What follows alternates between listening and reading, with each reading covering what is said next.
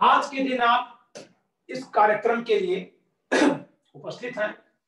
बिहार न्यायिक सेवा मुख्य परीक्षा रणनीति पर चर्चा की। ठीक है, बिहार न्यायिक सेवा मुख्य परीक्षा अब जैसा कि कोई डेट तो नहीं है बट मंथ डिक्लेयर है, मार्च 2021 में ये एग्जाम होना है। अभी हम लोग दिसंबर में खड़े हैं, दिसंबर 2020। तो अगर हम 15 मार्च के आसपास देखें तो लगभग हमारे पास आज की डेट से अगर हम देख रहे हैं तो 3 महीना हमारे पास है, 3 मंथ्स, जबकि लेस देन 3 मंथ्स हमको मानकर चलना चाहिए, क्योंकि आज 22 दिसंबर है और मार्च में चूंकि कोई डेट नहीं है तो वो 1 मार्च भी हो सकती है और 28-29 मार्च भी हो सकता है। तो 2 to 2.5 मंथ्स के आसपास हमारे पास टाइम है, जैसा कि बिहार लोक सेवा आयोग ने आज सूचना प्रेषित की है, प्रकाशित की है। हमारे पास इतने कम समय में हमको क्या करना चाहिए, तो मैंने इस पे एक चीज बताई है आज, क्या नहीं करें और क्या करें। ये चाहे समय कम हो या अधिक हो, मुख्य परीक्षा के जब तिथि डिक्लेयर हो जाती है, प्री परीक्षा ओवर हो चुकी होती है, रिजल्ट भी आना बाकी होता है या वो भी डिक्लेयर हो चुका होता है, यानी जब आप एकदम जाकर के बाउंड्री पे खड़े होते हैं, आपको जाकर के आप फाइटिंग करनी है, आप युद्ध स्थल में भी जा चुके होते हैं, तो उस समय क्या करने से बचना चाहिए और क्या करना चाहिए, मैं इसको आपको बता रहा हूं। क्या न करें, सबसे पहली बात कि बेतरतीब और विशद अध्ययन करने से बचें। इस बात को आप क्लियर करिएगा कि बेतरतीब और विशद अध्ययन, जैसा कि हम लोग अक्सर प्री के लिए कर लिया करते हैं, उस स्टाइल से पढ़ाई न करें, इस समय उससे बचें। तो फिर करें क्या उसकी जगह पर, ये पॉइंट है, आप यहां देखिए। पाठ्यक्रम की परिसीमा में रहते हुए, जो आपकी लिमिटेशन ऑफ सिलेबस, पाठ्यक्रम में जो जो कंपोनेंट लिखे हुए हैं, अगर उनके सब हेडिंग्स हैं तो उनको ख्याल करिए, ध्यान से देखिए। पाठ्यक्रम की परिसीमा में रहते हुए विगत वर्षों में पूछे गए प्रश्नों को आधार बनाकर महत्वपूर्ण बिंदुओं को चयनित करें और उनका गंभीर अध्ययन करें। यानी ये पूरे ओवरऑल उस एक्ट का या लॉ का के स्टडी करने की बजाय आप उसमें चुनिंदा विषयों की बिंदुओं का अध्ययन करें और जिनका अध्ययन करें उनका पूरा ओवरऑल डेप्थ में जाकर स्टडी करें, ताकि उससे कोई भी क्वेश्चन आए तो आपसे वो छूट न सके। ये बहुत महत्वपूर्ण बात है कि वो प्री वाली पढ़ाई जो आप सालों साल करते हैं उससे नहीं काम चलेगा। अब बहुत ही सेलेक्टेड अप्रोच से चलना होगा, क्योंकि 2 महीने के भीतर आपको एग्जाम ले जाना है। दूसरी बात, केस लॉस को इग्नोर न करें। तो फिर इग्नोर न करें तो क्या करें? यहाँ पे कुछ लोग बहुत ऐसा करते हैं कि केवल केस लॉस की लिस्ट बनाने लगते हैं, वो प्री के लिए जरूरी है। प्री में बहुत सारे केसेस चाहिए होता है जानने के लिए, क्योंकि वहां 4 केसेस होते हैं, उसमें से आपको छांटना होता है। यहाँ एक टॉपिक पे 1, 2, 3, 4 जितने इंपॉर्टेंट केस हैं, अगर आप उतने ही लिख दें तो काम चल जाएगा। जबकि प्री में किसी एक टॉपिक पे 10 केस होते हैं। जैसे बेसिक स्ट्रक्चर ऑफ कॉन्स्टिट्यूशन की बात अगर हम कर लें तो उस पर बहुत सारे केसेज हैं, उनमें से कोई भी एक प्री में पूछ सकता है, बट मेंस में आप डिसाइड करेंगे कि आपको क्या क्या उसमें लिख देना है। तो केस लॉस को इग्नोर तो ना करें, लेकिन बहुत ज्यादा इंपॉर्टेंस भी ना दे दें, जैसे कि हम प्री में देते हैं कि पूरी एक लिस्ट बना देते हैं, 20, 25, 50 केसेस की लिस्ट बनाते हैं, उसमें से केयर करते हैं। आर्टिकल 21 से प्री में बहुत सारे केसेस पूछे जाते हैं, लेकिन मेंस में हमको उतना नहीं चाहिए। मेंस में हम सिलेक्टेड देखेंगे। तो ये क्या है, केस लॉस को संतुलित महत्व दें और दो केस लॉस को 2 हिस्से में बांट लें। एक तो उसमें जो लीडिंग केसेस है, यानी लीडिंग केसेस का साइटेशन नहीं देखा जाता कितने पुराने हैं, इससे मतलब नहीं है। SB versus White law of tort के लिए बहुत इंपॉर्टेंट केस है, तो है। Wilkinson versus Downton law of tort में पुराना केस है 1897 का, बट इंपॉर्टेंट है, तो है। रायलैंड वर्सेस फ्लेचर, मैं लॉ ऑफ टॉर्ट का केस बोल रहा हूं, जो लीडिंग केसेस है। 1868 का केस है, ठीक है, 1868 का है तो है, बट इंपॉर्टेंट है। तो this is importance of leading cases. और इसके साथ साथ आप लेटेस्ट केसेस को भी इनकॉर्पोरेट करें, जो नए केसेज हैं। नए केसेज में इलस्ट्रेटिव को भी आप इंपॉर्टेंस दे सकते हैं और उनमें जो लीडिंग केसेज आते हैं उनको भी। लीडिंग केसेस की बात अगर हम करें, जैसे प्रदीप जैन का केस है, प्रदीप जैन या प्रदीप गुप्ता का मुझे एग्जैक्ट याद नहीं आ रहा है, जिसमें दीपावली पर पटाखा के विक्रय पर जो सुप्रीम कोर्ट रोक लगाया था, तो सुप्रीम कोर्ट ने कहा था कि अगर दो फंडामेंटल राइट आपस में टकरा रहे हैं, ये क्वेश्चन कहां से बनेगा, ये केस कहां जाएगा आपके, तो ये केस आपका जाएगा कॉन्स्टिट्यूशन को। हमारे बुक में हमने इस नोट्स को लिखा है, इस केस को कोट किया है कि अगर दो तरह के फंडामेंटल राइट में, दो लोगों के दो डिफरेंट फंडामेंटल राइट में क्लैश हो रहा है, तो किसको इंपॉर्टेंस दिया जाए, ये भी देखना सुप्रीम कोर्ट का काम है। सुप्रीम कोर्ट ने कहा था, और उसी पर ही कहा था कि जो हमारा धर्म का अधिकार है कि हम दीपावली में पटाखे छोड़ें, वो लोगों के जीवन जीने के अधिकार से ऊपर नहीं है। दूसरी बात जो व्यापारियों ने कही कि हमारा व्यापार और वृत्ति पेशा करने का अधिकार है, सुप्रीम कोर्ट ने भी कहा कि आर्टिकल 19(1) सब क्लास जी, आर्टिकल 19(1) सब क्लास जी में जो आपका राइट है, fundamental right to trade and business, that is also subject to fundamental right provided under article 21। तो ये सुप्रीम कोर्ट ने जो कहा, लीडिंग केस है, नया केस है 2018 का, बहुत महत्वपूर्ण केस है। तो कुछ नए केसेस को और पुराने जो लीडिंग है उन दोनों को मिलाकर एक लिस्ट बनाइए, बहुत लंबी चौड़ी लिस्ट, मेंस के लिए केस लॉज की नहीं होनी चाहिए। ये यहाँ पे हमने बता दिया आपको। नेक्स्ट, अक्सर नए लोग ये गलती करते हैं, प्री तो निकल गया, 5 साल से लगे हैं, 3 साल से लगे हैं, प्री निकल गया, अब चाहते हैं कि 3 महीने में मेंस निकल जाए। इसके लिए क्या करते हैं, क्राइम करते हैं, रटते हैं। मुख्य परीक्षा के उत्तरों को वैसे ही रटते हैं जैसे कभी बीए या एलएलबी में आंसर्स रट करके जाके लिखा है। यहां पॉसिबल नहीं। जब तक आप उत्तर खुद बनाने की क्षमता अर्जित नहीं कर लेंगे, आपके बस की बात नहीं कि आप सभी उन प्रश्नों को आप उत्तर रट सके जो परीक्षा में आने वाले हैं, संभव ही नहीं। और अगर रट कर जाएंगे तो क्या होगा, आप जो रटे रहेंगे वो लिखेंगे, न कि वो लिखेंगे जो पूछा गया है। तो बीए में पूछा कुछ गया, जो रटे हैं वो भी लिख दिए, तब भी कुछ न कुछ मार्क्स मिल जाएंगे। एलएलबी में पूछा कुछ गया, जो रटे हैं लिख दिए, कुछ न कुछ मार्क्स मिल जाता है। लेकिन ये कॉम्पिटिशन है, यहाँ कॉपी सबकी पढ़ी जाती है और कंपैरेटिव मार्क्स होता है कि अगर इन्होंने ये लिखा तो इनको इतना मार्क्स, दूसरे ने ये लिखा तो उसको फिर कितना मिलना चाहिए। तो यहाँ रटने से कोई फायदा नहीं होगा। You must be capable to frame answer of the question asked to you. आपको सक्षम बनना होगा जो प्रश्न आपसे पूछा गया उसका उत्तर निर्मित करने में। कहां पे, एग्जाम हॉल में, वही पेपर से आपने क्वेश्चन देखा और फौरन आप उसका आंसर ड्रॉ कर लीजिए, इतना कैपेबल आप हो। तो मानक उत्तर रखने से बचें। क्या करें, सब लोग म्यूट रखिए अपने आप को। मानक आंसर रखने से बचें तो करें क्या, प्रश्न का सही सटीक पीयूष प्रसन्ना, आपका माइक अनम्यूट हो जा रहा है बार बार। प्रश्न का सही सटीक एवं प्रभावशाली उत्तर लिखने की क्षमता का विकास करें। मैं इसी पर काम करने जा रहा हूं आपके साथ। मैं आज से जो ये प्रोग्राम हो रहा है, इससे मैं यही सी क्षमता का विकास करने के लिए आपके साथ खड़ा हूं। मानक उत्तर, स्टैंडर्ड आंसर लिख करके या कहीं लिखा हुआ पा करके रटे मत। Don't crime and a standard answer of any question, okay, but be capable to frame correct, accurate and impressive answer of any question asked to you. ठीक है, ये क्षमता, इस क्षमता को डेवलप करना है। अब इसके लिए एक गलती लोग और करते हैं, जो अक्सर, जिसके लिए मेरे पास तमाम फोन आ रहे हैं। अगर मुझे सिर्फ पैसा कमाना हो और मैं उस पर चला जाऊं तो मुझे बहुत से विद्यार्थी मिल रहे हैं, लेकिन मैं उसके नुकसान को देखा।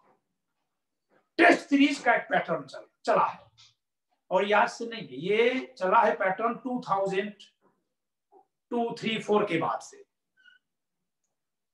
5, 6 से खासकर चला था। दिल्ली में कभी मैं भी खूब टेस्ट सीरीज चलवाता था, लेकिन उसका एक निगेटिव इंपैक्ट है। आप में से तमाम लोग कहेंगे सर टेस्ट सीरीज चलाइए, किसकी, मेंस की तो ठीक, मेंस की, ओके। क्या करेंगे टेस्ट सीरीज में, कितने क्वेश्चन होने चाहिए टेस्ट सीरीज में? सर एक पूरा पेपर बनाइए और एक टेस्ट सीरीज दे दीजिए। तो मैं क्या करूंगा फिर, आप जो उसमें आंसर लिखे होंगे उसको मैं चेक कर दूंगा, ओके।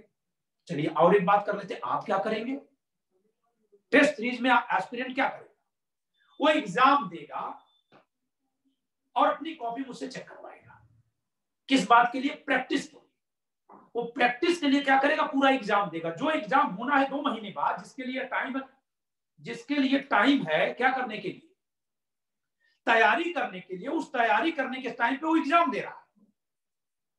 और कौन सा एग्जाम दे रहा है जो 2 महीने बाद होने है। मतलब ये ऐसे हो गया कि कोई दुल्हन मेकअप होना है, मेकअप के बाद वो कैसी दिखेगी, इसके लिए उस दुल्हन को ही बुलाया जाए, उस लड़की को ही बुलाया जाए, रोज दुल्हन बना के देखा जाए आप कैसे लग रही है। उसका हेल्थ खराब हो जाएगा, वो अपना वो टाइम नहीं एंजॉय कर पाएगी जिस टाइम में उसको कुछ और काम करने के लिए तैयार होना है। टेस्ट सीरीज से एक और बड़ा नुकसान होता है कि 2 महीने बाद आपका पेपर है। ध्यान से समझिएगा, साइंटिफिक साइकोलॉजिकल बात बता रहा हूं आपको, बहुत सारे एक्सपीरियंस के बाद। मैं तो बहुत आसान होता, टेस्ट सीरीज से हर लोग अवेयर भाई, मैं बोल दूं टेस्ट सीरीज है तो पहले से इस्टेब्लिश एक स्ट्रेटजी है, फौरन आप हमको फीस पे करेंगे, मुझे कुछ करना भी नहीं रहेगा। आंसर आप लिखेंगे, क्वेश्चन केवल हम दे देंगे, आंसर आप लिखेंगे, कॉपी आपकी, हम जांच करके आपको मार्क्स दे देंगे। टेस्ट सीरीज में इसके अलावा कुछ नहीं होता है, हमारे लिए बहुत इजी होगा, लेकिन वो आपके लिए नुकसानदायक। कैसे नुकसानदायक, इस पॉइंट पे फोकस करना, अभी हम इस पे चर्चा करेंगे। तो टेस्ट सीरीज या मॉक टेस्ट देने से बचें। ये इंटरव्यू नहीं है कि मॉक टेस्ट दे रहे हैं, नहीं, मॉक टेस्ट मत दीजिए। इंटरव्यू का मॉक टेस्ट दीजिए, प्री का मॉक टेस्ट दीजिए, मेंस का मॉक टेस्ट एक केवल दे दीजिए, वो भी एग्जाम के 20 दिन 25 दिन या 10 दिन, अधिकतम न्यूनतम 10 दिन पहले बस। टेस्ट सीरीज होगी तो क्या होगा, आप कहेंगे सर 5 टेस्ट सीरीज चला दीजिए, 5 टेस्ट उसमें कर दीजिए। 5 टेस्ट हमने कर दिया, 2 महीने को हमने दिनों में बांट दिया, 60 डेज हो गए, 15 डेज उधर के छोड़ दिए, 45 डेज बचे। 45 डेज में आपसे हमने 5 टेस्ट सीरीज करवा दी, टेस्ट करवा दिए, टेस्ट सीरीज में 5 टेस्ट करवा दिए। तो एक टेस्ट के लिए कितना समय बचा, 9 डेज, यानी हर एक सप्ताह पे आप एक टेस्ट दे रहे हैं। और टेस्ट कैसा, वैसा जैसा एग्जाम हॉल में आपको देना है। तो आप क्या हो रहा है, आप अनावश्यक उस प्रश्न का उत्तर लिखने में प्रेशर ले रहे हैं जो पता नहीं आएगा या नहीं आएगा। यानी आप उत्तर के लेखन में प्रेशराइज हो रहे हैं, ना कि उसके लिए तैयार हो रहे हैं, प्रेशराइज हो रहे हैं। पहले पेपर में भी वही प्रेशर है जो 5वें पेपर में आता है, पहले टेस्ट में भी हम वही प्रेशर आप पे क्रिएट प्रेशराइज कर रहे हैं जो 5वें पेपर पे करेंगे। पहले टेस्ट सीरीज के पहले पेपर में भी सारे क्वेश्चंस होंगे, एक पूरा पेपर बनेगा, और 5वें में भी सारे क्वेश्चंस होंगे। प्रेशर आप पे बहुत ज्यादा हो जाएगा। तो आप तैयारी कब कर रहे हैं, आप सिर्फ प्रैक्टिस कर रहे हैं, तैयारी कभी नहीं कर रहे हैं। ये लॉस कर जाएगा, ये आपको डिप्रेशन में डाल देगा। क्यों डाल देगा, क्योंकि बिना तैयारी या जितनी तैयारी के आप पहला पेपर देंगे, दूसरे में क्या हो जाएगा, बस पहले का एक्सपीरियंस भर रहेगा, क्वेश्चन लेके बदल जाएगा। आप दूसरे में फिर कुछ गलत करेंगे, लगभग पहले जैसा, क्योंकि आप उसमें जो एक्सपीरियंस करेंगे वो क्या करेंगे कि आपने गलत क्या लिखा, और दूसरी बात सही करेंगे, क्वेश्चन बदल चुके होंगे इधर से, आप डिप्रेशन में होंगे, ऐसा देखा गया है। तो इसके बजाय हमने क्या एक टेक्निक निकाली जिस पर आज चर्चा हम करेंगे, राइटिंग इंप्रूवमेंट टेक्निक का लाभ। ठीक है, mains answer writing improvement technique का लाभ ले।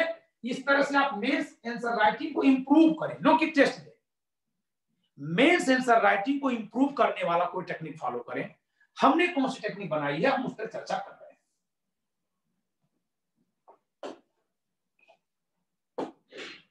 अब समझते हैं what is PVT mains answer writing improvement technique. हमारी अपनी मुख्य परीक्षा उत्तर लेखन सुधार की तकनीकी क्या है, हम इसमें क्या कराने वाले हैं। ठीक है, और ध्यान दीजिएगा कि बिहार जे मुख्य परीक्षा एक बहाना है। अगर आपका बिहार एपीओ का प्री निकलना निश्चित हो लगभग, क्योंकि आप प्री में किस लेवल में आप जान रहे हो, तो इस टेक्निक का फॉलो भले भी एग्जाम मुख्य परीक्षा का दूर है, बिहार एपीओ का, एचजेएस का, और विद्यार्थी भी ले सकते हैं, और दूसरे स्टूडेंट भी जिनको दूसरे जगह मेंस का लिखना है वो मुझसे जुड़ सकते हैं। लोग जुड़ते हैं, यहाँ mains answer writing guidance batch चलता है 2-2 महीने का, फिर हम बैच को होल्ड करते हैं, फिर बाद में चलाते हैं 1 महीने का गैप।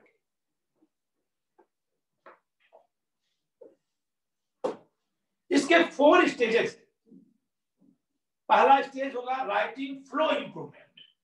आपको जो मार्क्स मिलते हैं वही बात आप बोलिए, वही बात मैं बोलूं, वही बात कोई तीसरा बोले, बात एक ही होगी, कंटेंट एक होगा, लेकिन बोलने के तरीके में अंतर से इंप्रेशन अलग अलग होगा। ऐसा संभव है, ऐसा होता है ना। तो उसी तरह से लिखने में भी होता है, वही चीज मैं लिखूं, वही आप लिखें, वही कोई मिस्टर ए लिखे, सबके बात एक ही लिखेंगे, बट लिखने का जो फ्लो है उससे अंतर आ जाएगा। ठीक है, तो सबसे पहला काम क्या है, और उससे अंतर जो आता है वो अंतर आपके मार्क्स में अंतर कर देता है, ठीक है, अंकों में अंतर करता है। तो सबसे पहले इसमें क्या है,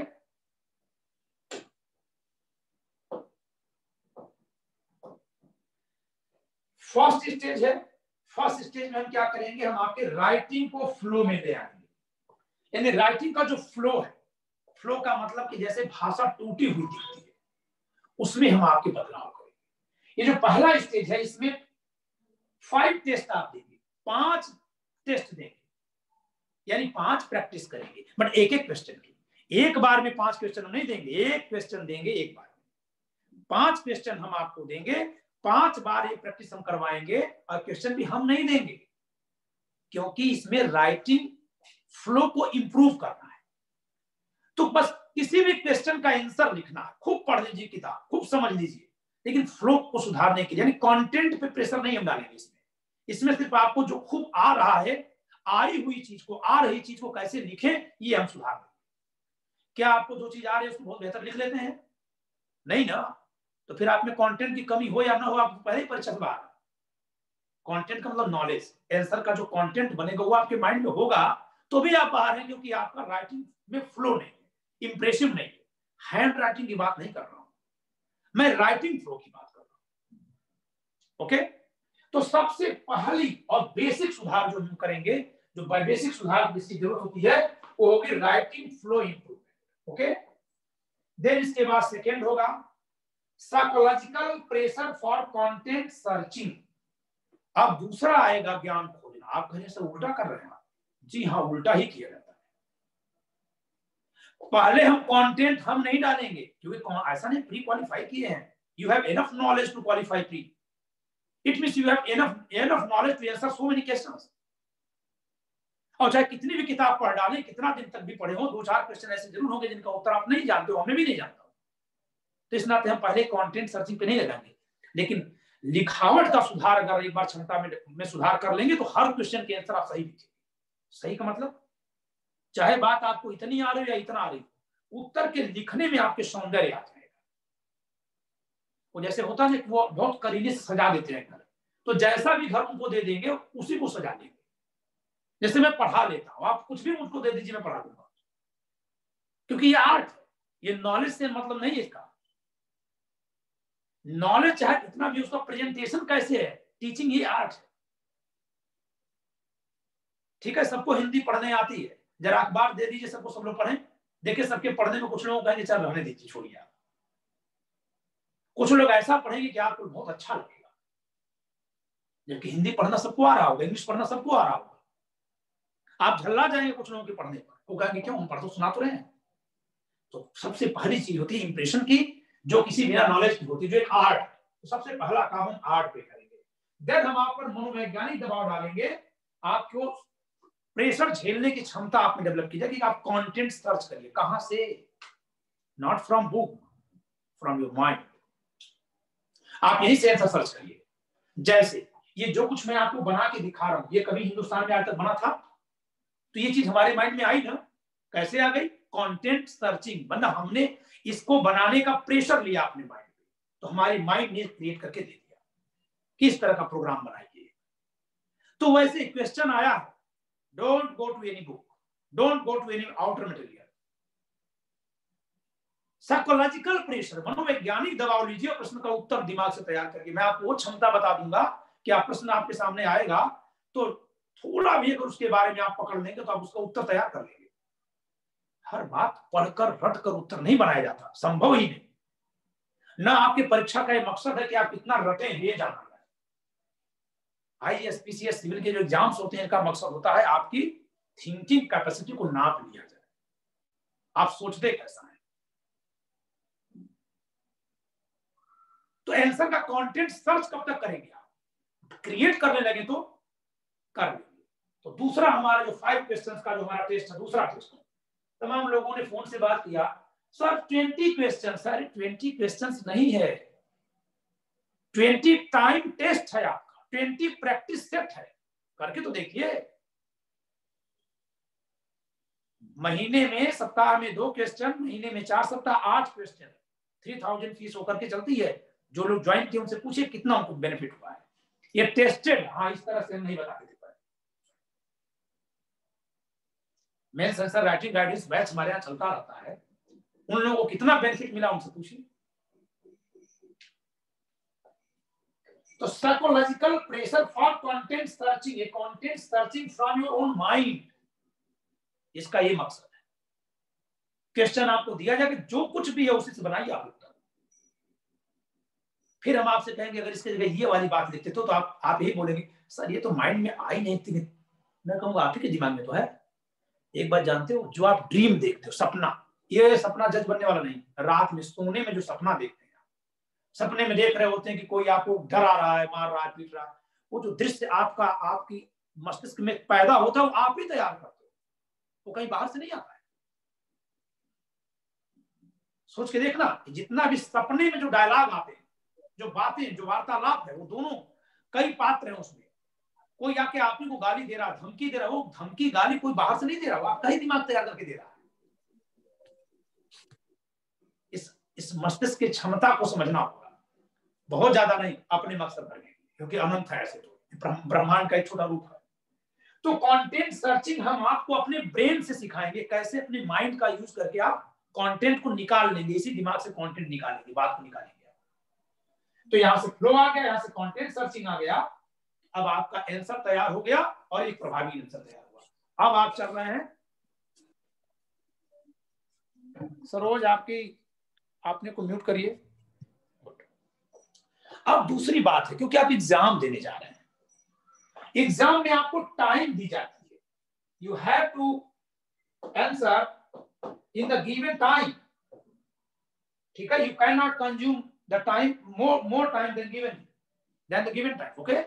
जो समय दिया गया उससे ज्यादा समय आप नहीं ले सकते। तो अब हम तीसरे लेवल पर आपको अब फॉर्मेलिटी के लिए चलेंगे, टाइम फ्रेम। 5 क्वेश्चन, 5 प्रैक्टिस होगी, 5 क्वेश्चन होंगे। तो मैं नहीं दूंगा क्वेश्चन, सब क्वेश्चन आपको सर्च करके बताऊंगा। टाइम फ्रेम, इसका मकसद होगा आप टाइम फ्रेम, यानी जो घड़ी आप देखते हैं सब लिखेंगे। तो ये 5 क्वेश्चन आप किताब देखकर लिखे, ये 5 क्वेश्चन बिना किताब के देखे लिखे, किताब देखकर यानी खोल कर नहीं, पढ़ने के बाद लिखे। इसमें किताब नहीं देखना लेकिन घड़ी भी नहीं देखनी है, इसमें ना तो किताब देखनी है लेकिन घड़ी तो देखनी है, टाइम। और ये फिनिशिंग स्टेज है, इसमें हम 5 क्वेश्चंस आपको देंगे, ये क्वेश्चंस हम देंगे। अभी इनको हम एक एक करके देखते हैं, फिनिशिंग स्टेज को भी हम देख लेते हैं, ठीक है। हम एक एक करके देखते हैं। प्रथम चरण writing flow improvement. The most easy question आपको सर्च करना है, you have to search the most easy question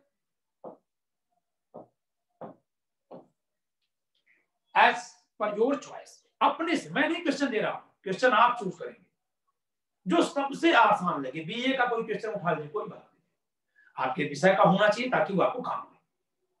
सबसे आसान प्रश्न जो आप खूब खोज लीजिए, थोड़ा अभी भी कठिन लग रहा है, यानी कंटेंट सर्च करने का प्रेशर भी नहीं ले रहा है, क्योंकि हम भारत सुधार कर रहे हैं। आपको लग रहा है कि इसमें पता नहीं और थोड़ा कुछ लिख लेते, कुछ देख लेते, देख लो ना। ये देख के आओगे तभी तो जानोगे, जितना ज्यादा देखोगे उतने गड्ढे में जाओगे। ज्यादा अब किताब से नहीं देखना, इससे देखना है, लेकिन आप देखो। तो इसमें क्या करना है, सरलतम प्रश्न चुने, कोई भी क्वेश्चन, एक जो 5 क्वेश्चन हैं एक के बाद एक होने, एक क्वेश्चन पहले खुद आप चुनेंगे, जो मोस्ट इजी क्वेश्चन है जिसका खूब आपको कंटेंट माइंड में भरा हो, आप वो क्वेश्चन चुन लीजिए। ये तो बहुत अच्छे से आ रहा है, ठीक, चुना। उसका उत्तर तैयार करने के लिए पुस्तक सामग्री आज से अध्ययन भी कर लीजिए, ताकि कंटेंट न सर्च करना। जैसे होता है ना कि बहुत सिखा पढ़ा दिया गया गवाह, तब भी गवाह बोल पाएगा क्या? एक गवाह कहता है तो आप बताए नहीं थे, नहीं तो मैं भी बोल देता। और ये कुछ है कितना बता दिए तब भी कुछ न कुछ गड़बड़ हो गया। तो ये तो जांचना पहली जरूरत है कि सिखाने पर भी काम आएगा कि नहीं आएगा। ये पहला टेस्ट है, हम पहले इसी चीज को बदलेंगे। तो आप इजीएस्ट क्वेश्चन चुनेंगे, उसका आंसर ड्रॉ करने के लिए जो भी मटेरियल आपको चाहिए उसको आप चेक कर लेंगे, पढ़ लेंगे, देख लेंगे, लेकिन देख कर नहीं लिखेंगे, बंद कर देंगे। लैंग्वेज आपकी होनी चाहिए। और नहीं तो मैं चैलेंज करके कह रहा हूं कि आप किसी भी राइटर की किताब से उतार के भेजिए, देखिए मैं पकड़ लेता हूं कि नहीं। चैलेंज दे रहा हूं इस बात का कि लॉ के किसी क्वेश्चन का आंसर आप किसी भी बुक से लिख दीजिए, मैं बोल दूंगा आप लिखे कि कोई किसी आथर का है, क्योंकि मैं आथर भी हूं, तो मैं ऑथर की लैंग्वेज और कॉम्पिटिटर की लैंग्वेज समझ जाऊंगा तुरंत फौरन, और फिर मेरे क्लास से बाहर हो जाएंगे, क्योंकि निहायत ईमानदारी से आइए तब जज बनिए, नहीं तो बनेंगे भी नहीं। हम अगर आपको मार्क्स देकर खुश भी कर दे तो इस मार्क्स देने से क्या है, क्योंकि ये सब डायग्नोस करने के लिए, आपकी बीमारी को दूर करने के लिए प्रक्रिया अपनाई जा रही है। डिफरेंट टाइप के डायग्नोस्टिक टेस्ट बनाए गए हैं, ठीक है। तो यहाँ पे आप ये नहीं कहेंगे सर हमको आ नहीं रहा था, नहीं तो मैं अच्छा लिख दिए होते, ये बहाना आप न बना सके। इस नाते ही मैं कह रहा हूं कि द मोस्ट इजीएस्ट क्वेश्चन चुनिए, खूब पढ़ लीजिए, ताकि जब मैं आपसे कहूं कि आपकी भाषा कैसी है, ये तो इंप्रेसिव नहीं है, तो आप बहाना ना बना सके सर वो क्या करना, थोड़ा सा जान मेरे सर कुछ भूल गया था, ये लाइन आप ना बोल सके। वो देखते हैं ना कि बैल को इंजेक्शन लगाना होता है या कोई ऑपरेशन करना था, चारों तरफ से एकदम बांध दिया, हिल नहीं पाएगा भाव। तो वैसे ही ये नहीं बोल पाओगे सर ये क्वेश्चन थोड़ा टफ था, ये वाला तैयार नहीं, तुम्ही ने क्वेश्चन चुना है, सर थोड़ा सा भूल गया था, तुमने तो पढ़ा है। हमारा मकसद होगा सिर्फ इसको इंप्रूव करना, राइटिंग वाले इसमें मुझे बहुत काम करना है। जिन लोगों के दिमाग में ये बैठा हुआ है कि केवल 20 क्वेश्चन एक टेस्ट सीरीज के एक पेपर में 15 क्वेश्चन होता है, तो 20 क्वेश्चन में पूरा हम लोगों का टेस्ट निकाल दे रहे हैं, इसका मकसद आपसे रोज एग्जाम दिलवाना नहीं है, बल्कि एग्जाम देने के लायक बनाना है। हमारे यहाँ भी डॉक्टर साहिबा भी यही कहती है कि आप ऐसे प्रोग्राम बनाते हैं जिसको समझाने में वक्त लगता है। जब तक नए टेक्निक से नहीं चलेंगे कंपटीशन में आगे नहीं जाएंगे। हाथियों की सेना लेकर के हिंदुस्तान के लोग लड़ते रह गए और बाहर आने वाले घोड़े और ऊंट से जीत गए हमको, क्योंकि वो टेक्निक बदल देती थी।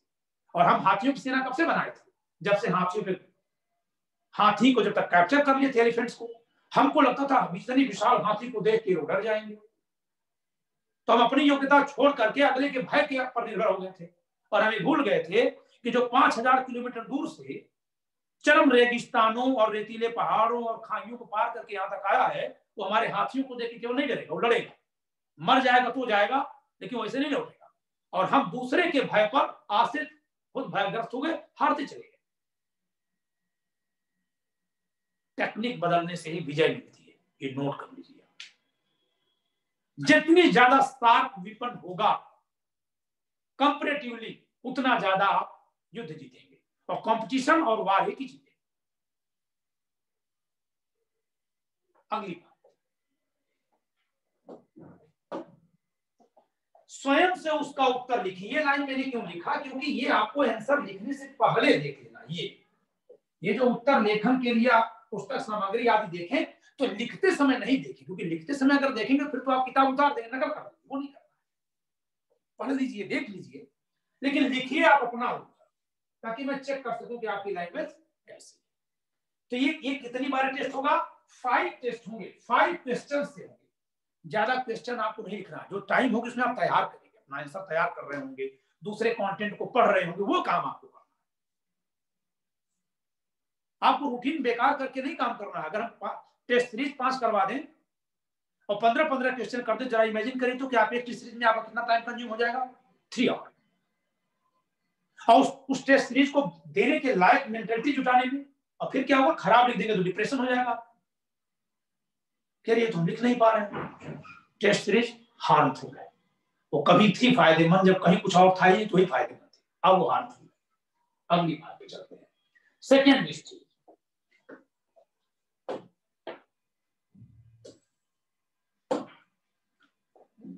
इसमें क्वेश्चन कहां से छाटना, वहां क्या था, सरलतम उत्तर प्रश्न चुने, इजीएस्ट क्वेश्चन चुने, यहां वो नहीं।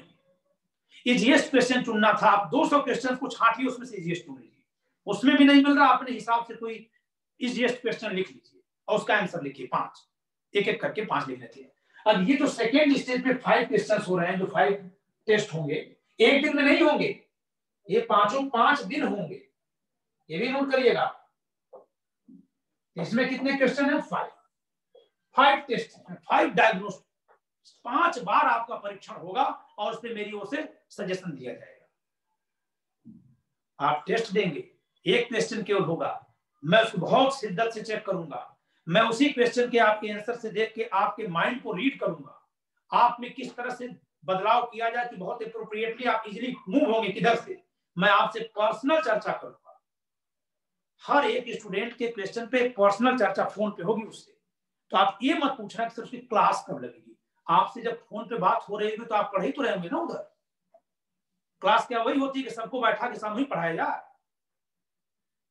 योग सामूहिक होता है, योग सामूहिक होता है, ऑपरेशन सामूहिक नहीं होता। हम लोग ऑपरेशन की क्रिया में चल रहे हैं। आपकी पर्टिकुलर प्रॉब्लम है, उसका पर्टिकुलर इलाज हम करेंगे। समझ में आ रही बात? इस नाते डायग्नोस्टिक सेंटर में 4 तरह के टेस्ट रखे गए। आप उस टेस्ट से गुजरिए। हो सकता है आपने कोई अलग फॉल्ट हुआ, अगले में अलग फॉल्ट हो, अगले के लिए अलग से फोन जाएगा, इसके लिए अलग से जाएगा। कॉमन चर्चा नहीं हो सकती। हाँ, कॉमन जो चीजें हमको दिखेंगी उसके लिए हम कॉमन क्लास लगाएंगे। तो मेरे पर छोड़िए कि मैं कब उसको लगाऊंगा। सप्ताह में 1 क्लास जरूर लगाऊंगा ताकि आपको मोटिवेट कर सकूं, आप सबको एक प्लेटफॉर्म पे ला करके जोड़ सकूं, जिससे कि एक रिदम बने, एक लगे कि नहीं हम एक टीम वर्क कर रहे हैं। ठीक है, आगे। तो इसके लिए क्वेश्चन कहां से सर्च करने हैं? 5 प्रश्नों में से किसी एक प्रश्न का चयन करें। जब इसे एक क्वेश्चन आप चूज करेंगे तो कहां से चूज करेंगे?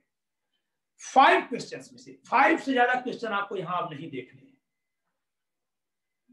दूसरे वाले टेस्ट, पहले वाले में आप 2000 क्वेश्चन देकर कोई एक इजी क्वेश्चन चूज कर रहे थे, यहां पे नहीं। आपके पास सपोज करिए कि ये प्रीवियस ईयर्स के क्वेश्चंस की कॉपी किताब बुक है। आपने एक बार खोला, इस पेज पे जो क्वेश्चंस दिखे, हो सकता है आपका सब्जेक्ट ना खुले, आप अपने सब्जेक्ट वाला खोल लीजिए क्योंकि बिहार में ऑप्शनल है। इस पर आपने क्वेश्चन देखा, आपको नहीं समझ में आ रहा, जिद मत करिएगा, जो समझ में आया उसी को उत्तर लिखिएगा। दूसरा खोला, तीसरा खोला, चौथा खोला, पांचवा खोला, 5 बार में ही कोई ना कोई एक क्वेश्चन चूज कर लीजिए। छठवां पन्ना मत खोलिएगा क्योंकि इसमें आपको मुझे प्रेशराइज करना है कंटेंट सर्चिंग। ठीक है, कोई पुस्तक आदि से सहायता नहीं लेंगे। ये देखिए, पहले में क्या था, खूब कंटेंट जहां से वहां से जुटा लीजिए, यहां नहीं जुटाना है। 5 प्रश्नों में से किसी एक का उत्तर का चयन क्यों करना है? इसलिए करना है ताकि ऐसा क्वेश्चन आप चूज कर सके जिसको आपको लगे कि आप आंसर लिखेंगे, और कहीं और से हेल्प हम ले नहीं दे रहे हैं, तो हेल्प तो आप ले नहीं रहे हैं। फिर आप लिखेंगे तो आपके माइंड में आपको लग रहा है कि है, आप देखें तो कि है तो कितना लिख रहे हैं, फिर हम बताएंगे कि आपके माइंड में और क्या था। और देखिएगा, आप लोगों को आश्चर्य होगा कि जब आप हमारे पास अपना उत्तर भेजेंगे और हम पढ़ करके जैसे बोले क्या इसमें ये आप भूल गए थे, ये नहीं जान रहे थे क्या? अरे सर, ये तो मैं जान रहा था, क्यों नहीं लिखे? इसको कहते हैं हथौड़ा लगना। इस तरह जब लगेगा तो अगली बार से जब अगला क्वेश्चन लिखेंगे तो आपका माइंड तमाम एंगल पे घूम जाया करेगा। Content searching, okay. और समय देखिए, इसमें ये काम नहीं करना, अभी घड़ी नहीं देखना है। क्या देखना? फ्लो देखना है। राइटिंग आप पहले सुधर चुके हैं 5 क्वेश्चन से, तो धीरे धीरे अब राइटिंग अपने आप ही सुधर गई होगी। राइटिंग का मतलब हैंड राइटिंग नहीं, फ्लो।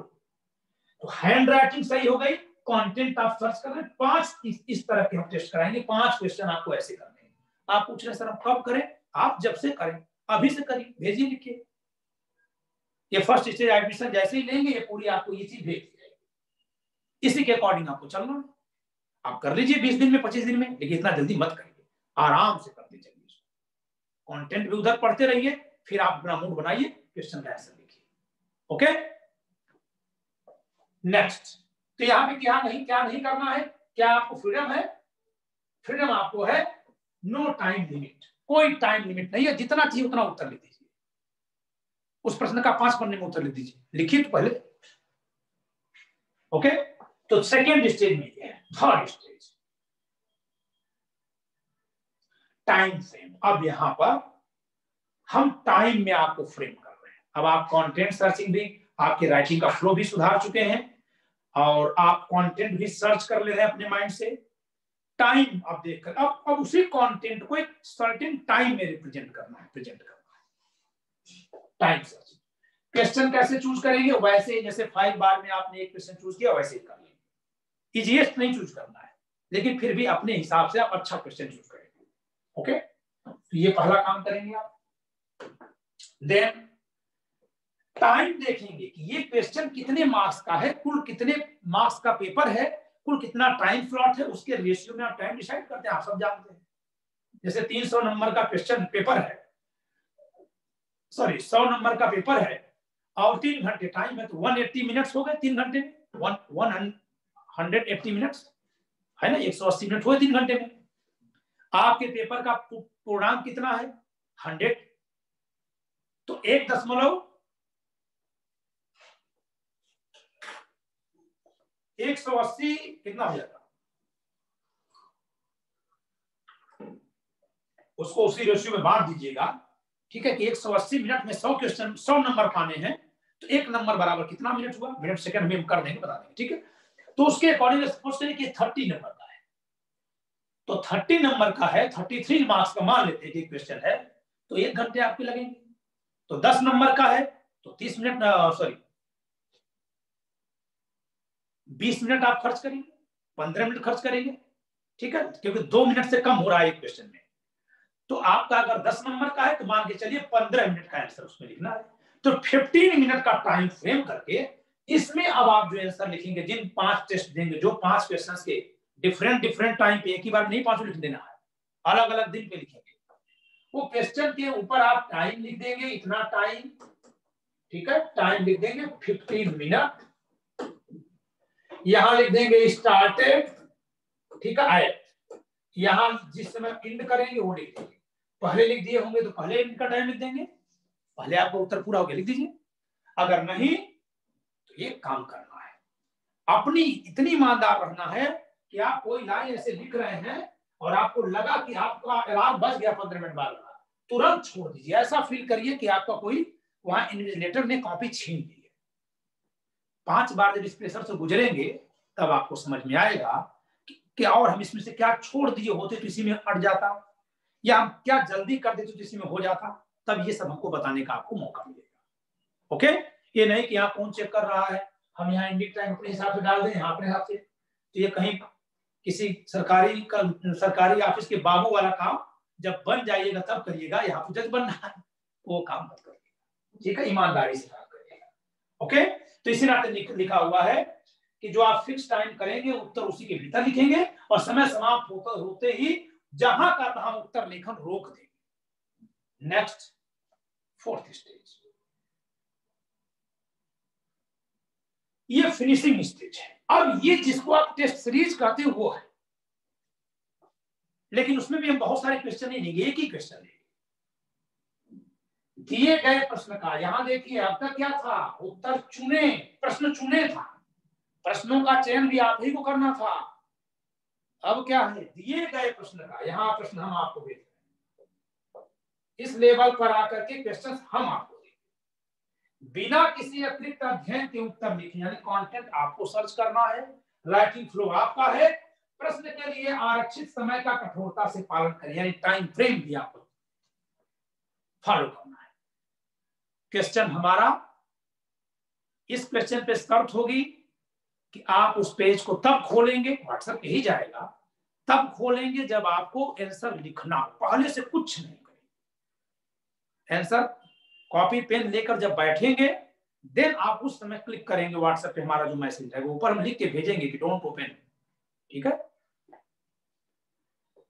तो आप 5 बार इस 5 स्टेज के क्वेश्चन को फॉलो करेंगे, 5 टाइम 5 क्वेश्चन से भी चलेगा।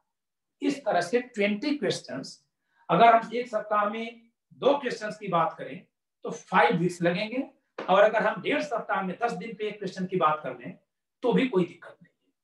आप इसको फॉलो करके चलिए।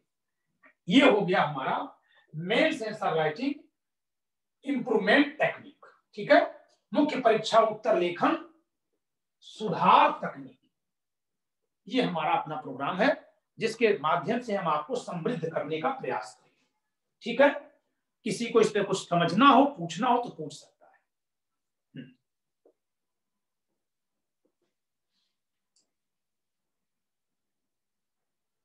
अपने को अनम्यूट करके आप क्वेश्चन कर सकते हैं।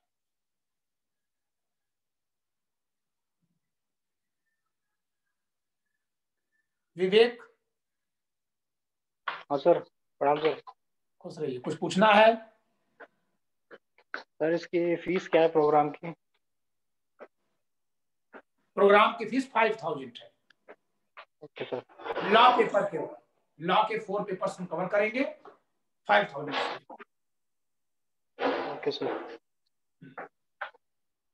इसके अलावा भी एक बात हमको और करनी है, इसके अलावा तो इसको जो जिसको जब ज्वाइन करना है, इसके लिए हमारे से बैच के इंतजार की बात मत करिए। आप एडमिशन लीजिए और आप अपना क्वेश्चन एक चूज करिए, उत्तर लिख के हमारे पास भेजेंगे, इस पे हम आपको खुद कॉल बैक करेंगे और उत्तर आप मेरे फोन नंबर पे लिख के भेजेंगे। जो आप जब एडमिशन लेंगे तो मेरा पर्सनल नंबर आपको दिया जाएगा, उस पर आप आंसर लिख के भेजेंगे। वो इंस्टीट्यूट का जो ऑफिशियल नंबर है जो मैडम के पास होता है उस पर नहीं भेजेंगे आप, क्योंकि ये तो फिर मुझसे आपको जुड़ना है इसमें। ठीक है, हमें जब जरूरत पड़ेगी हम आपको समय लेकर कॉल करेंगे। जैसे आप हमारे टाइम का सम्मान करते हैं तो हम भी ऐसा नहीं कि आपको तुरंत फोन कर दिया हाँ बताओ ये सुन लो, नहीं, हम आपको दे देंगे कि इस टाइम पे या इस टाइम पे जब फ्री हो जाओ बताओ। बहुत सारी बातें तो हम रिकॉर्ड करके भेजते हैं, वॉइस रिकॉर्डिंग भेजते हैं, जिससे बहुत सारा नॉलेज मिलता है। जो कॉपी चेक की जाती है वो हमने आपको दिखाया था एक दिन कि जो कॉपी चेक की जाती है वो कैसे चेक की जाती है आप। ठीक है,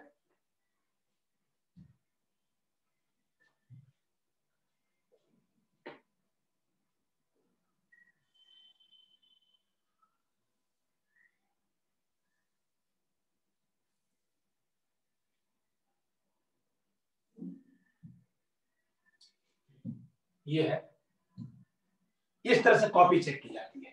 ये पूरी कॉपी जो चेक की जाएगी उस पर जहां जहां भी हमको जिस तरह दिखेगा वैसा लिखेंगे, उस पर मार्क करते हैं, पेज के नीचे रिकॉर्डिंग वॉइस रिकॉर्डिंग करके भेजते हैं। ठीक है, तो ये इस तरह से कनेक्ट कराया जाता है।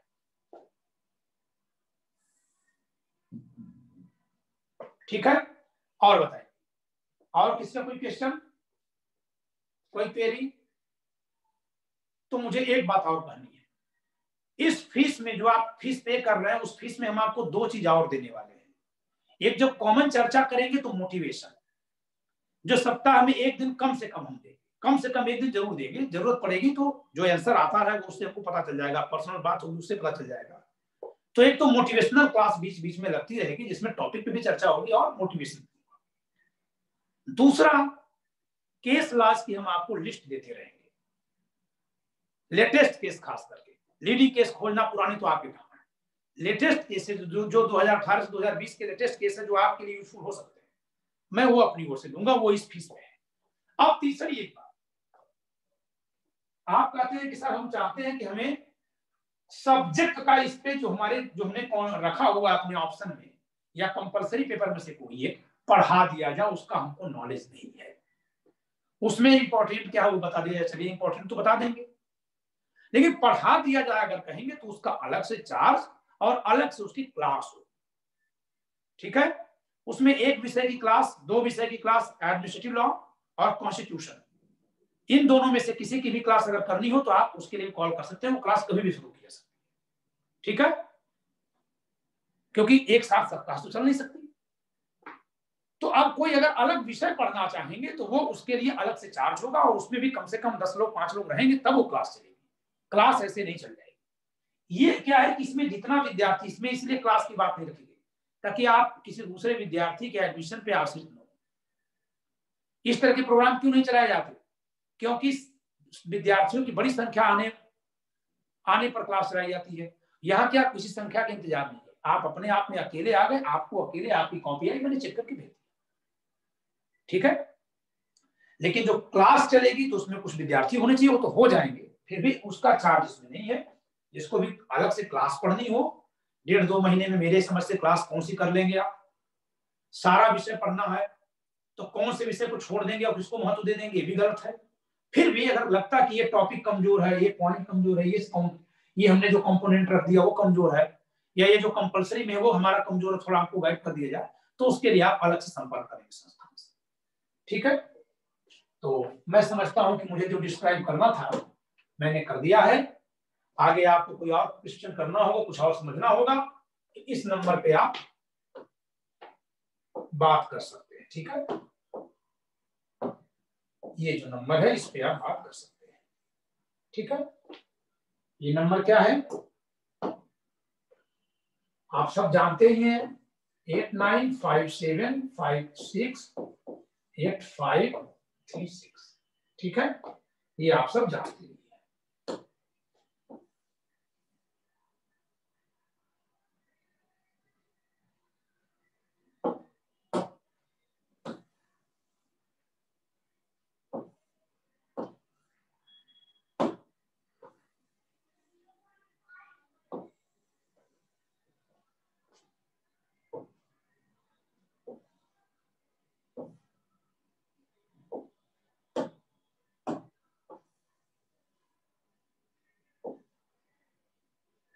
ठीक है, 8957568536 इस नंबर पे आप कॉल करके बात कर सकते हैं, ठीक है, व्हाट्सएप कर सकते हैं।